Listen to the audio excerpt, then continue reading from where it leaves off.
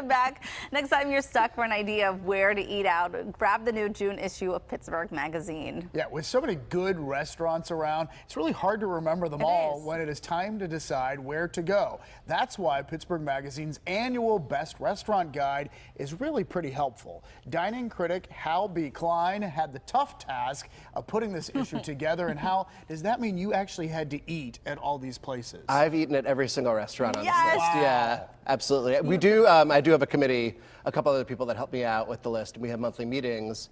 So I get a lot of feedback from people. That's not just me, but yeah, everything on this list is something that I would totally recommend. Job you have. It's hard work, but someone's got to do it. Hard you know, work. yeah. All those appetizers. Oh, must be so difficult for you.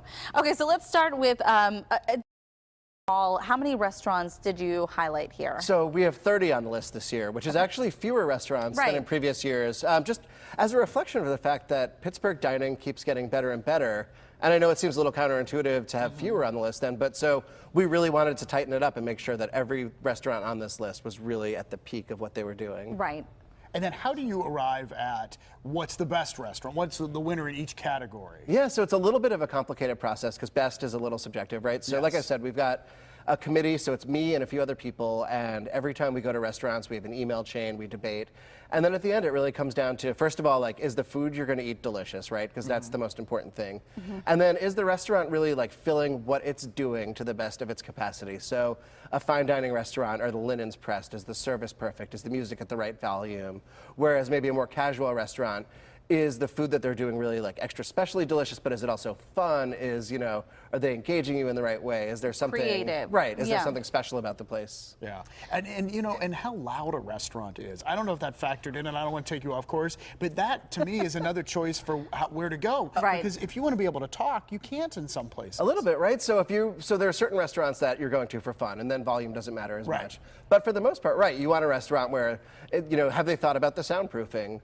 Things like that. Is the music playing at the right volume? So all of that's really important. Yeah. But of course, it really comes down to the food. Right, too, absolutely. Right? You want to, if you're going out. Too. Yeah. It comes down to the food, and we wanted to make sure that we had a list that has everything from, you know, family restaurants to international restaurants to restaurants where the food is like new American or molecular or something like that. So, but yeah, at the end of the day, like, you know, every single place you're going to go to on this list, you're going to leave and say, like, that was a great meal. It was really tasty. What is the best new restaurant? So the best new restaurant is Poulet Bleu. Which is the Richard Deschamps restaurant group. It's a French restaurant. It's in Lawrenceville. And what It's right down the hill from my house. And have you been there? I have not been there yet, no. Now is a great time to go. It is a great time to go. Poulet Bleu. Yeah, it is going to be very crowded now that Hal has said it's the best new restaurant.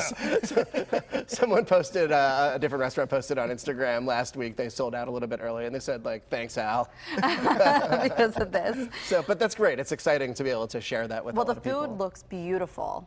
Yeah, I mean, just seeing some of the pictures here. And I have been inside. The space is lovely, too. They've done a great job. Yeah, absolutely. Yeah. And now, restaurateurs of the year. So again, Richard Deschamps and Tolga Sedvik, they run the Richard Deschamps restaurant group. And so in addition to Poulet Bleu, Fish Nor Fowl is on the list. So 2 new restaurants this year. And then downtown, they've got Meat and Potatoes, Butcher and the Rye, Pork and Beans, Tacos. So they've really, you know, over the last decade almost, really made a mark on Pittsburgh in a way that's very exciting. Are you seeing that happen more and more? We're having restaurant groups kind of own a bulk of the restaurants in different neighborhoods. We're starting to see that, and we're also starting to see people that worked at different restaurants for a long time really start to strike out on their own. So Family Trees, so Driftwood Oven, for example, is a new restaurant on the list. And both of the people there were longtime legume people. So it's exciting to see the maturity, you know, things develop that way. Right. And I like even in the restaurant groups that each one has a specific style, a specific mission for the most part. Right. And that's what we loved about the Deschamps group is that each restaurant is a very, very, very specific experience. Okay. And so lastly, we wanted to ask you about the Community Impact Award. What is this? So this was a new award this year, and I'm really excited about this, that we think about restaurants, you know, as a lot of for entertainment, but I think food is also really important as a means of social change. So Community Kitchen Pittsburgh in Hazelwood is an amazing organization. They take people that have been struggling with life for various reasons and having a hard time finding employment, and they train them in kitchen skills and life skills. And it's a really great way for people that were a little bit down on the luck or having a hard time of it, find meaningful employment. And it's also great for restaurants because they're able to hire people in a time where it's hard to find people to work. We had them on Pittsburgh Today Live before, and what I love too is that a lot of the chefs from these big restaurants that we hear about go in and work with these up and coming chefs at Community Kitchen. Yeah, so they work with the chefs there. Chefs come in, and then chefs have been doing dinners at Community Kitchen Pittsburgh. So it's an opportunity for people that are students there to learn to work with different chefs. And it's a great opportunity for Community Kitchen Pittsburgh to showcase what they're doing. It's amazing stuff. Thank you really so much, incredible. Hal. Thanks.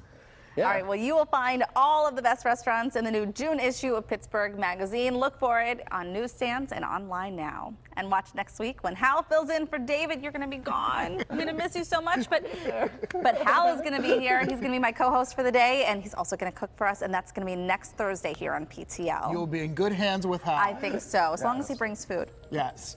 Yeah, in fact, I'm very hungry right now.